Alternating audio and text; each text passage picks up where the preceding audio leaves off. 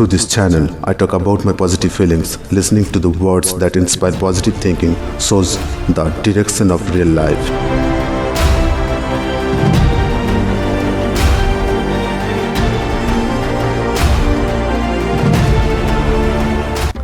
One day my mother was sitting in the house of God and worshipping. I asked my mother, "Do you believe in God? Have you seen God with your own eyes?" Mother said that if you want to know about God, we cannot say it in one word.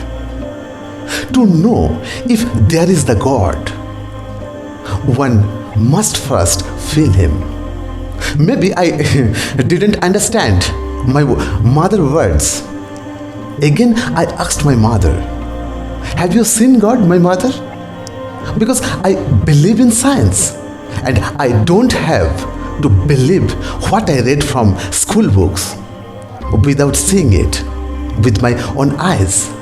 I have never seen God with my own eyes, so how to believe in God? My mother said with a light smile, "My child, sit on my lap." And she told me to close my eyes and asked me, "Can you see me, my dear son?" I answered, "I cannot see you." My mother said, "It means I don't exist when you cannot see me?" I said, "No, mother. Even though I cannot see you, but I am touching you, sitting on your lap, my mother." My mother said that in this way, although we cannot see God with our own eyes, but we realize His existence in many ways.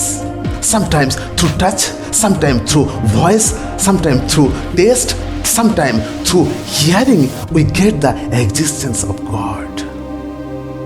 Even though I was young, then I started to understand my mother's words slowly. I started to grow slowly. From a young age, I was fascinated by science.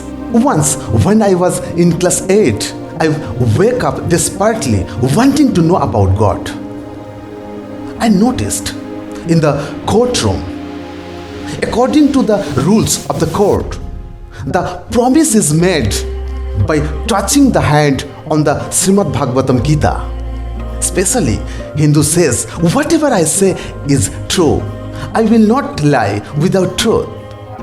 I understood that this Gita book is such a religious book, where the Gita is scripture whose presence maintains holiness. There is also science. One day I bought Shrimad-Bhagavatam Gita from the bookshop, and with study, the interest to know about God grew day by day.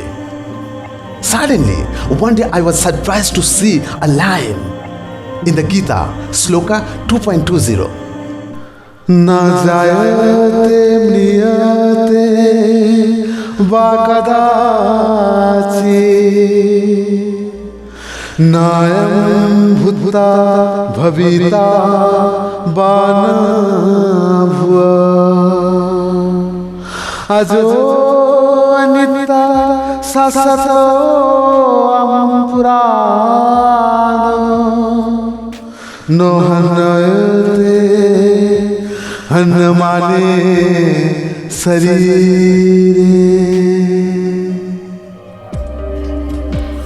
Means, for the soul there is neither birth nor death. At any time, He has not come into being, does not come into being, and will not come into being.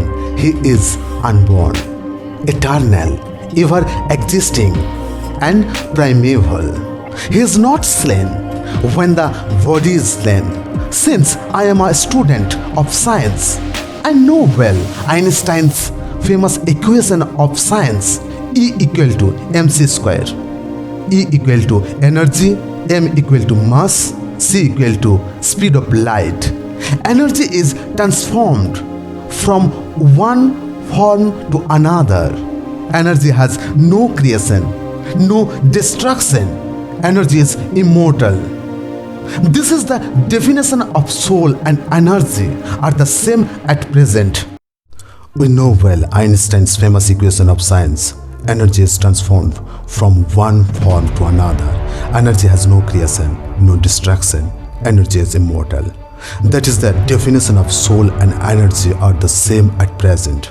The soul is also a kind of energy for which man lives. This soul energy is transformed by the Paramatma, and that day I was very happy to learn that there is a such deep connection between science and divine.